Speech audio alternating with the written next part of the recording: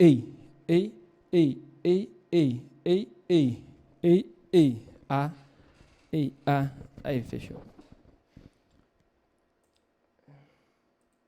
Jesus, o seu amor é grande.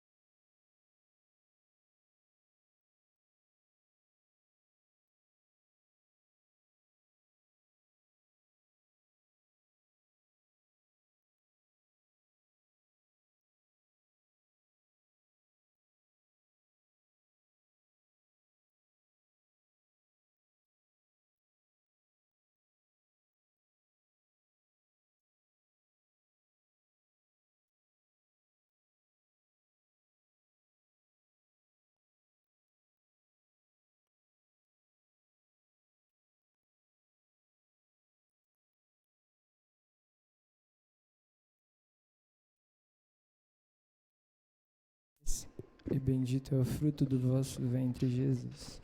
Santa Maria, Mãe de Deus, rogai por nós, pecadores, agora e na hora de nossa morte. Amém. Bom dia, meu nome é Bruno e eu sou missionário aqui na comunidade Ninguém Como Deus e atuo como voluntário aqui no Santuário de São Miguel Arcanjo. Hoje, nesse dia 22, aqui no Santuário a gente comemora a Santa Rita de Cássia, né? A Santa das Calças Impossíveis. E nessa manhã eu vou trazer um pouquinho da história dela. Uma vez que hoje a gente vai ter Santa Missa, mas muitas pessoas acabam não parando para ouvir a história dela, né? Filha única de Antônio Litou e de Amanda Ferrari, Amanta Ferrari nasceu em Rocuperânia, 5 km de Cássia, no ano de 1381. Foi batizada com o nome de Margarita, que em latim significa pérola ou pedra preciosa. Seus pais eram pacificadores de Cristo. Nas lutas políticas e familiares entre os Guelfes e os Gilbelli, deram o melhor de si na educação de Rita, inclusive a ler e a escrever. Seu grande desejo era se consagrar à vida religiosa, mas, segundo os costumes do tempo, ela foi entregue ao matrimônio aos 16 anos para Paulo Fernandino Martini, um jovem de boas intenções, mas vingativo. tiveram 2 filhos. Então, ela foi casada e eles tiveram 2 filhos, mas ela sempre quis ser religiosa. Ela buscou educá-los na fé e no amor. Com uma vida simples e rica de oração e de virtudes, toda a dedicação à família, ela ajudou o marido a converter-se e levou uma vida honesta e laboriosa. Ou seja, ela era muito honesta e ela trabalhava. Sua existência de esposa e mãe foi abalada pelo assassinato do marido. Ou seja, ela perdeu o marido. Vítima de ódio entre facções. Rita, para os mais chegados, conseguiu ser coerente com o evangelho, perdoando plenamente todos aqueles que lhe causaram tanta dor. Os filhos, ao contrário, influenciados pelo ambiente e pelos parentes, eram inclinados à vingança. Com amor heróico por suas almas, ela suplicou a Deus que os levasse antes que cometessem um pecado grave. Então ela pediu para Deus, falou assim: se os meus filhos forem fazer alguma coisa de muito errado, por favor, Deus, leva. E quem é mãe sabe, eu não sou mãe, mas quem é mãe sabe, né, o amor muito grande que as mães têm pelo filho. Então, para uma mãe ter pedido isso é algo extraordinário, né? É você confiar muito em Deus. Ambos, ainda jovens, vieram a falecer por consequências de doenças naturais.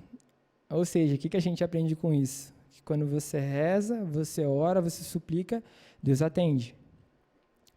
Sem maridos e sem filho, Santa Rita entregou-se à oração, penitência e às obras de caridade. Ela tentou ser admitida num convento agostiniano em Cássia, mas foi recusada no início. Presta atenção, ela tentou entrar no convento, mas ela não pôde, ela foi recusada.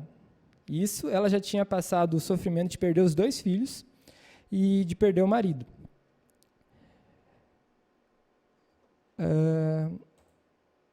No entanto, ela não desistiu, manteve-se em oração, pedindo a intercessão de seus 3 santos protetores, São João Batista, Santo Agostinho e São Nicolau Tolentino.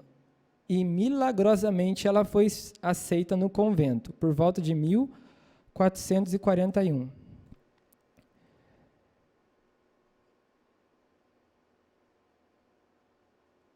Ela... Deixa eu ver se aqui eu acho...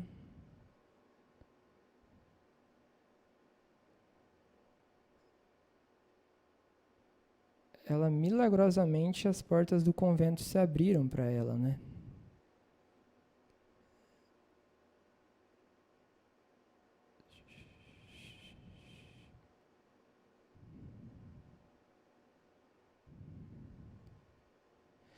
Aqui.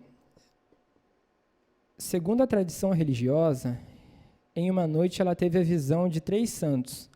Em um momento de êxtase, eles teriam conduzido Rita para dentro do convento de madrugada. A porta trancada do convento. Com a porta trancada, né? Isso teria sido uma prova definitiva da intervenção divina, e por isso ela foi aceita. Ela teria sido encontrada dormindo aos pés do crucifixo dentro do convento. Então ela tentou entrar dentro do convento e ela não conseguiu. Mas o que a gente pode aprender com isso, né? Que Deus, ele pode agir no nosso extraordinário, né? E é só a gente ter fé e confiar e esperar em Deus, né? Seu refúgio era Jesus Cristo. A santa de hoje, que na verdade a data do dia dela mesmo é dia 22 de maio, mas a gente faz referência todo dia 22, né, com a missa votiva Santa Rita de Cássia. Ela viveu os impossíveis de sua vida se refugiando no Senhor. Rita quis ser religiosa, era uma esposa santa, tornou-se uma viúva santa e depois uma religiosa exemplar. O que a gente pode trazer para a gente é que não importa a nossa vocação, mas a gente pode ser santo sim. Exemplo, eu quero me casar, então eu vou ser santo no meu matrimônio. Eu quero ser padre, eu vou ser santo no meu sacerdócio, eu quero ser irmão, eu vou ser santo no meu irmão. A gente vai ser chamado a ser santo em todos os lugares onde a gente está. Não ser santo só em um lugar, porque Deus vê todos os lugares, né? Então, a gente está aqui por causa de Deus, então a gente deve buscar a santidade por causa de Deus, né? A gente deve buscar ser a imagem e semelhança de Deus, né? E uma das melhores formas da gente buscar a santidade, que eu particularmente acredito, é do modo de vestir. A nossa modéstia, com o nosso falar, com o nosso proceder, com o nosso amar ao próximo. São diversas formas que a gente pode praticar a caridade, o amor mútuo. É difícil? É, mas não é impossível. Santa Rita de Cássia, ela recebeu o estigma na testa. Tanto é que, aqui, ó, na imagem que está lá fora do santuário, ela está com uma estigma na testa. Às vezes a gente só olha para estigma, né? Mas por que será da estigma, né? Aqui, ó. Uma característica em comum de Santa Rita de Cássia é que a santa tem uma estigma, isto é, uma ferida que representa o sofrimento de Jesus Cristo na cruz. Então, ela pediu, né, para ela ajudar um pouquinho, né, Jesus ali. E Jesus concedeu essa graça, né, esse estigma ali da cruz.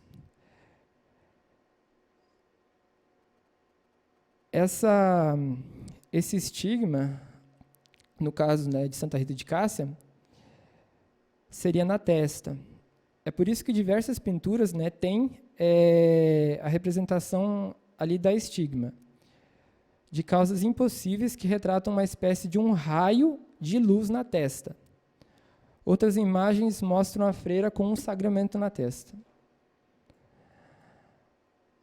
Aqui está comentando que, em determinado momento, ela estava em oração e teria recebido esse estigma, que acompanhou durante toda a sua vida. Isso causou no convento um certo constrangimento.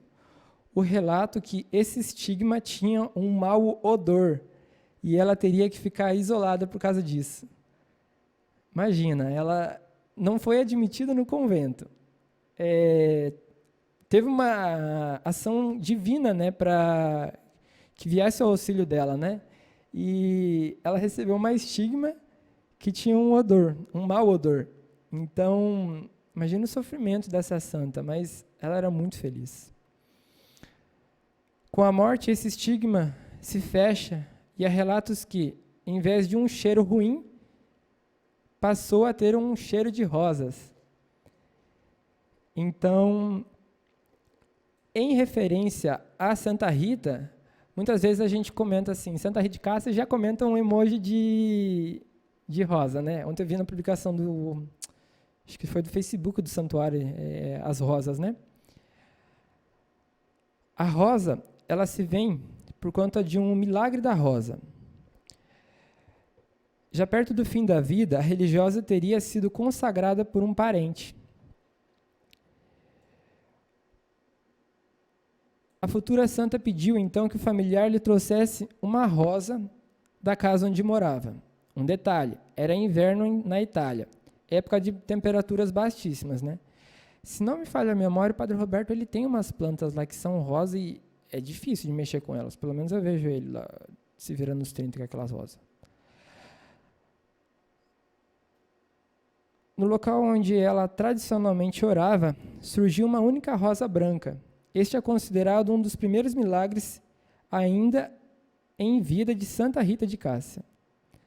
A santa possuía uma particularidade rara no mundo católico, o chamado corpo incorrupto. Fenômeno que acontece quando o corpo inteiro ou parcialmente não se decompõe mesmo passando muito tempo da morte. Tipo, muito tempo depois da morte, né? Há quem diga que, de fato, a carne não apodreceu. Outros vão dizer que uma proteção foi feita no corpo para que a carne não apodrecesse. A linha mais forte é que o corpo dela estaria, de fato, incorrupto. Aí, se vocês quiserem, tem no YouTube o lugar onde é que ela está, tudo bonitinho, certinho.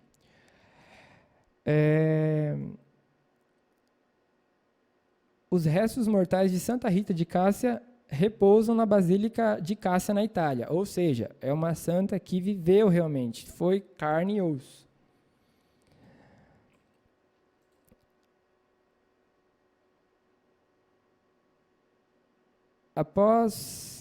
Morreu no ano de 1457, com 76 anos, após uma dura enfermidade que a fez padecer por 4 anos.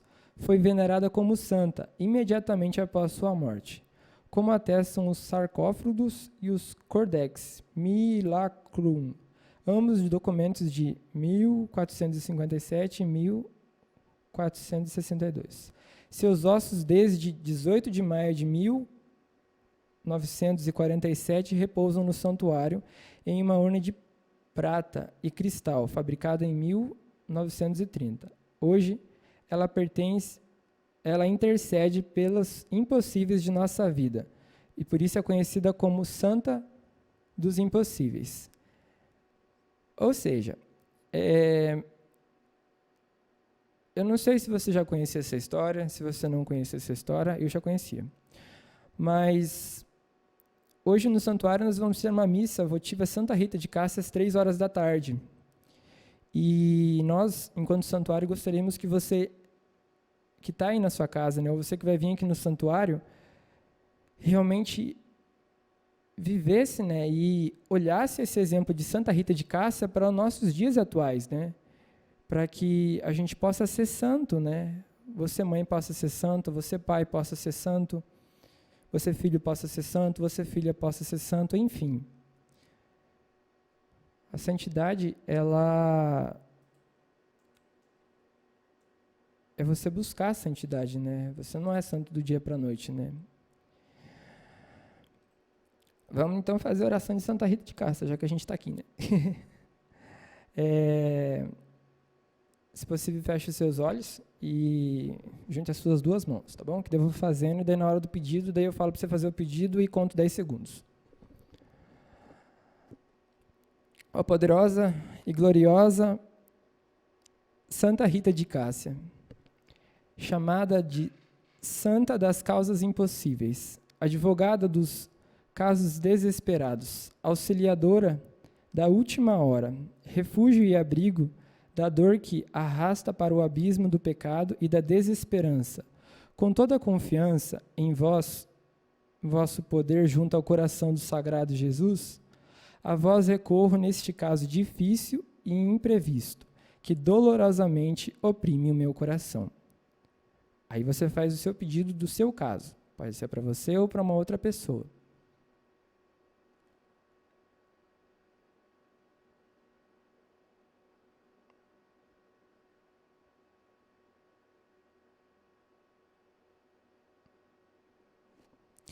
Eu também quero colocar todas aquelas pessoas que as pessoas acabam esquecendo de pedir oração, e pelas pessoas que estão no asilo, pela comunidade de São Pio, pela Casa Colo de Maria, pelo Educandário, por todas as nossas obras sociais, pelo nosso fundador, e por todas essas pessoas que estão pedindo oração agora e vão estar assistindo depois.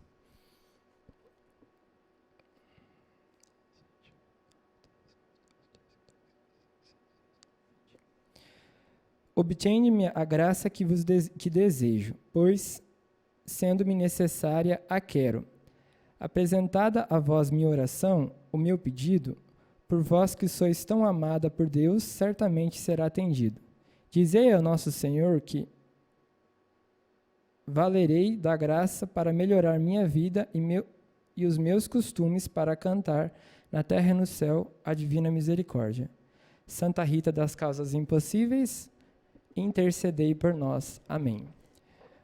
Uma outra coisa, tome cuidado com aquilo que você vai pedir para Deus. Sempre peça discernimento para você pedir as coisas para Deus, porque às vezes, eu não sei vocês, mas estou falando de mim. Eu vivo da providência, né? Aí tem dias que eu falo, Deus, eu queria tanto comer um lanche, mas eu não ganho um lanche naquele dia. E eu fico tão chateado com Deus. Eu falo, Deus, o Senhor esqueceu de mim e tudo mais. Mas não é. Eu tenho aprendido, e eu aprendi, que se você pedir uma graça para Deus, confia que você vai receber ela. Confiar é você assim, se entregar, né? É você se doar, né? É você ter fé, é você acreditar naquilo que você não vê. Mas toma muito cuidado com aquilo que você pede, porque pedir e recebereis é verdadeiro. Então, dependendo daquilo que você pede, às vezes você não está precisando, então você não vai saber valorizar. Então, sempre que você for pedir alguma coisa, peça e fala assim: Espírito Santo, vem de meu auxílio, me dando discernimento para que eu possa pedir uma coisa para Deus. Porque imagina só se Deus atendesse um dia inteiro todas as suas orações. Você rezasse e Deus ia atendendo. Você rezava, Deus atendia. Rezava, Deus atendia. Não estou falando que é errado Deus não atender a nossa oração, mas é interessante a gente pedir com discernimento. Nós pedimos esperando realmente. Nós pedimos e aceitarmos quando Deus der a graça que a gente recebe. Exemplo, teve uma moça que pediu, falou assim: eu quero um emprego em tal lugar. A pessoa conseguiu um emprego em tal lugar, nunca mais voltou para a igreja. Então, lógico, ela recebeu a graça, mas persevera, porque você tem muito mais a ganhar com Deus, porque, pensa comigo, foi Deus que foi o seu criador, não foi? Então, quem melhor sabe da sua vida do que próprio Deus? Quem melhor sabe da sua vida do que quem te criou? Eu tenho a minha mãe lá em Arapoti, a minha mãe eu acho impressionante. Minha mãe, eu ligo para ela assim, eu falo: oi mãe, ela: filho, você não está bem. Eu não sei o que sucede, mas foi a minha mãe que me gestou, né? Então, ela sabe como eu estou. Então, peça a intercessão também de Nossa Senhora. E como um pai acolhe o filho, um pai, lógico que o pai sabe como o filho está. Então, a melhor coisa é realmente você confiar e entregar. Não estou falando que você não deve rezar, não deve fazer as coisas claras. Você deve rezar. Porque, pensa comigo, assim, imagina Deus aqui e você aqui. Quanto mais você se aproxima de Deus, mais Deus vai falar com você, porque Deus está falando com a gente o tempo inteiro. A gente que vai se afastando da presença de Deus. Como? Não vindo na igreja, não frequentando grupo de oração, não rezando. Bruno, mas o fulano de tal não vai com a minha cara, eu não gosto de tal pessoa. Você não tem que vir para a igreja por causa das pessoas. Nós somos santos e pecadores, né? Você tem que vir na igreja por causa de Deus. Se alguém te faz o mal, reza pela pessoa e busca um direcionamento. A gente tem padres aqui na igreja muito ricos para nos dar discernimento. Mas eu vou conversar com uma pessoa lá de fora que nem vem na igreja. A pessoa já está chegada com a igreja, daí vem para cá. Aí você já está comentando e fala: nossa, o padre falou uma coisa que foi para mim. Aí a pessoa fala: é verdade, falou mesmo. Mas, gente, a gente deve buscar reconciliar. Se o padre falou uma coisa que você sentiu que foi para você, reza e fala para Deus assim: Senhor, me ajuda a curar isso, Pai. Me ajuda a entender isso, porque eu não entendi. Porque Deus fala. Quando você está chorando, você está lá triste lá, Deus não vai falar com você? Claro que fala. Eu não estou falando por mim. Quando eu estou triste, eu choro e falo: Deus fala comigo. E Deus fala, eu falo: meu Deus, amém, Deus. Deus já começa a fazer uma lista de compra. Deus não é um supermercado para você fazer lista de compra. Deus é Deus. A gente é imagem e semelhança, né, de Deus. E nós somos criaturas amadas de Deus. E qual a melhor maneira da gente descobrir o nosso propósito se não buscar a presença de Deus, se não buscar essa comunhão com Deus? E é isso. Peço a oração de vocês, para todos nós aqui do santuário, principalmente para mim. E até daqui a pouco, na Santa Missa, às 15h. Até mais, fiquem com Deus. Santa Rita de Cássia, rogai por nós.